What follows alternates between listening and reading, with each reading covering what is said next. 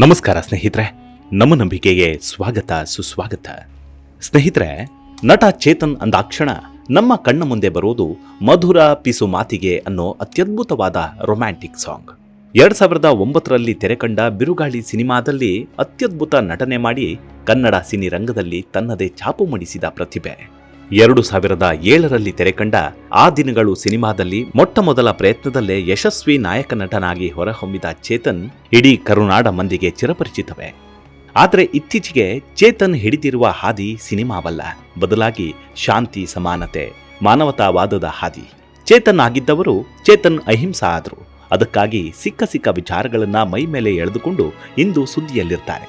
ಮೊದಲಿಗೆ ಎಲ್ಲವೂ ಚೆನ್ನಾಗಿತ್ತು, ಆದರೆ ಬರ್ತಾ ಬರ್ತಾ ಚೇತನ್ ಅವರ ತತ್ವಗಳು ಬದಲಾದವು. ಅವರ ವಿಚಾರವಾದವೇ ಅವರನ್ನ ಜೈಲಿಗೂ ಕಳುಹಿಸಿತ್ತು. ಆದರೂ ಚೇತನ್ ಮಾತ್ರ ತಮ್ಮ ನಿಲುವಿನಿಂದ ಬದಲಾಗಿಲ್ಲ.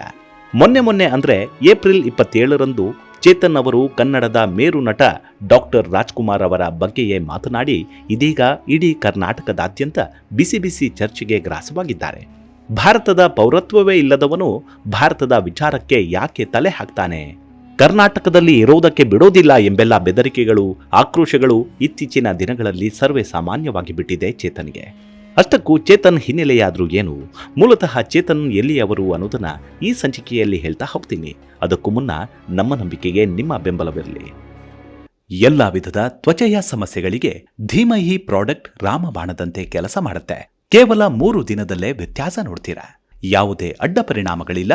ಕೆಮಿಕಲ್ ರಹಿತವಾದ 16 ನೈಸರ್ಗಿಕ ಪದಾರ್ಥಗಳ ಮಿಶ್ರಣದಿಂದ ತಯಾರಾದ 100% ಆರ್ಗ್ಯಾನಿಕ್ ಧೀಮಹಿ ಪ್ರಾಡಕ್ಟ್. ಹೆಚ್ಚಿನ ಮಾಹಿತಿಗಾಗಿ ಕೆಳಕಂಡ ದೂರವಾಣಿಗೆ ಸಂಪರ್ಕಿಸಿ.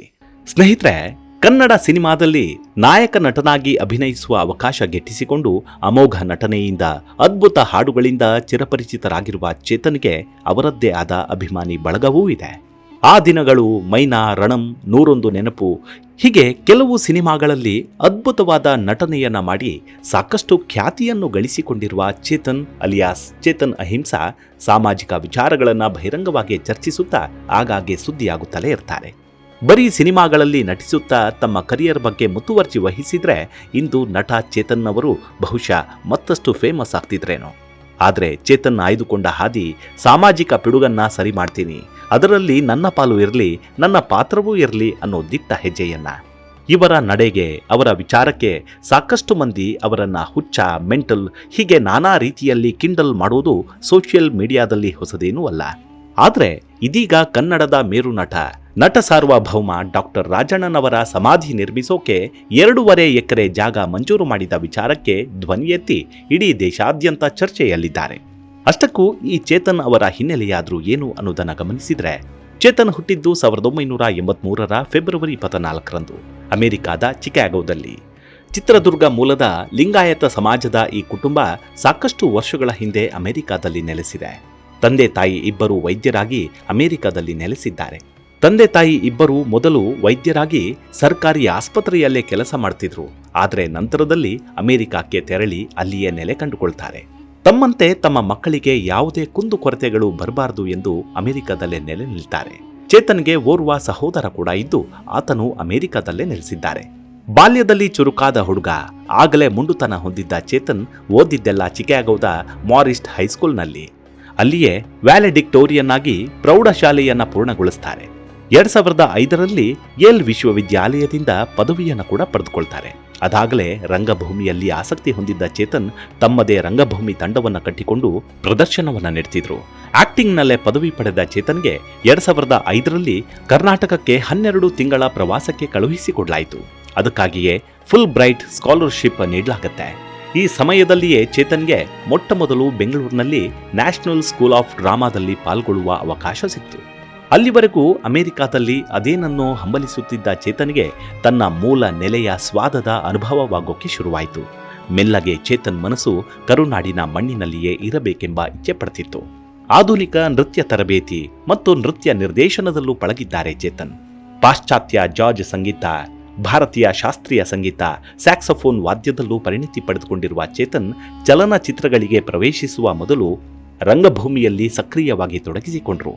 ಬೆಂಗಳೂರಿನ ವಿಸ್ತಾರ ತಂಡದೊಂದಿಗೆ ಸೇರಿಕೊಂಡು ಬೆಳಗಿನಿಂದ ಸಂಜೆವರೆಗೂ ನಾನಾ ವಿಧದ ನಾಟಕಗಳಲ್ಲಿ ಪ್ರದರ್ಶನ ನೀಡುತ್ತಿದ್ರು. ಇದರಲ್ಲಿ ಚೇತನ್ ಕಲಿತಿದ್ದು ಅಪಾರ. ಇಲ್ಲಿಂದಲೇ ಚೇತನ್ ಅವರಿಗೆ ನಾಡು ನುಡಿ ಕನ್ನಡ ಭಾಷೆ ಇಲ್ಲಿನ ಸಂಸ್ಕೃತಿಯೊಂದಿಗಿನ ಸಂಬಂಧವೂ ಗಾಢವಾಯಿತು. ಅಲ್ಲಿಂದ ಅವರಿಗೆ ಅವಕಾಶ ಸಿಕ್ಕಿದ್ದೆ 2007ರಲ್ಲಿ ತೆರೆಕಂಡ ಆ ದಿನಗಳು ಸಿನಿಮಾ. ಈ ಸಿನಿಮಾ ಸೂಪರ್ ಡೂಪರ್ ಹಿಟ್ ಆಯಿತು. ಚೇತನ್ ಅವರಿಗೆ ಉದಯೋನ್ಮುಖ ನಟ ಎಂಬ ಖ್ಯಾತಿಯು ದೊರಕಿತು. ಅಲ್ಲಿಂದ ಸುಮಾರು 7-8 ಸಿನಿಮಾಗಳಲ್ಲಿ ನಟಿಸಿ ಬೇಷ್ ಎನಿಸಿಕೊಂಡ್ರು. ಆದರೆ ನಂತರ ಶುರುವಾಗಿದ್ದು ಚೇತನ್ ಅಹಿಂಸಾರ ಸರತಿ. ತಾನೊಬ್ಬ ಅಂಬೇಡ್ಕರ್ವಾದಿ, ಬುದ್ಧ, ಬಸವ, ಫುಲೆ ಮತ್ತು ಪೆರಿಯಾರ್ ಅವರ ವಿಚಾರಗಳನ್ನು ಗೌರವಿಸುತ್ತೇನೆ ಎಂದು ಚರ್ಚೆಯಲ್ಲಿ ನುಸುಳಿ ಬಿಡ್ತಾರೆ. ಇದು ಅವರಿಗೆ ನೆಗೆಟಿವ್ ಪಾಸಿಟಿವ್ ಇಂಪ್ಯಾಕ್ಟ್ ಆಯಿತು.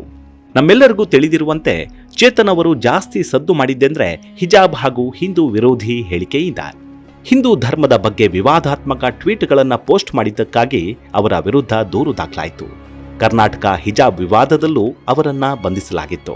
ಇದು ಸಾಮಾಜಿಕ ಮಾಧ್ಯಮದಲ್ಲಿ ಕೋಲಾಹಲಕ್ಕೆ ಕಾರಣವಾಯಿತು ಕೂಡ. ನ್ಯಾಯಮೂರ್ತಿಗಳ ತೀರ್ಪನ್ನೇ ಟ್ವೀಟ್ ಮಾಡಿ ಪ್ರಶ್ನಿಸಿದ್ದ ಆರೋಪದಲ್ಲಿ ಮತ್ತೊಮ್ಮೆ ಜೈಲಿಗೂ ಹೋಗಿ ಬಂದರು. ಕಾಂತಾರ ಚಿತ್ರದಲ್ಲಿ ಬರುವ ಭೂತಕೋಲದ ಬಗ್ಗೆಯೂ ವಿರೋಧದ ಹೇಳಿಕೆಯನ್ನ ನೀಡಿದರು. ಭೂತಕೋಲ ಹಿಂದೂ ಸಂಸ್ಕೃತಿಯಲ್ಲ, ಭೂತಕೋಲ ಬುಡಕಟ್ಟು ಪದ್ಧತಿಯಾಗಿದ್ದು ಅದನ್ನ ಹಿಂದೂ ಧರ್ಮಕ್ಕೆ ಸಂಯೋಜಿಸುವುದು ತಪ್ಪು ಎಂಬ ಹೇಳಿಕೆ ಭಾರೀ ಆಕ್ರೋಶಕ್ಕೂ ಕಾರಣವಾಗಿತ್ತು. ಈ ಬಗ್ಗೆ ಚೇತನ್ ವಿರುದ್ಧ ದೂರು ಕೂಡ ದಾಖಲಾಗಿತ್ತು. ಇನ್ನು ಚೇತನ್ ನಿರಂತರ ಹೋರಾಟಕ್ಕೆ ಧುಮುಕಿದ್ದೆಂದ್ರೆ ಕರ್ನಾಟಕದ ಕರಾವಳಿ ಪ್ರದೇಶದಲ್ಲಿ ಎಂಡೋಸಲ್ಫಾನ್ ಸಂತ್ರಸ್ತರಿಗೆ 24 ಗಂಟೆಗಳ ವೈದ್ಯಕೀಯ ಆರೈಕೆ ಮತ್ತು ಮಾಸಿಕ ಪರಿಹಾರ ಹೆಚ್ಚಳಕ್ಕಾಗಿ ಚೇತನ್ ಯಶಸ್ವಿ ಹೋರಾಟವನ್ನು ನಡೆಸಿದ್ರು.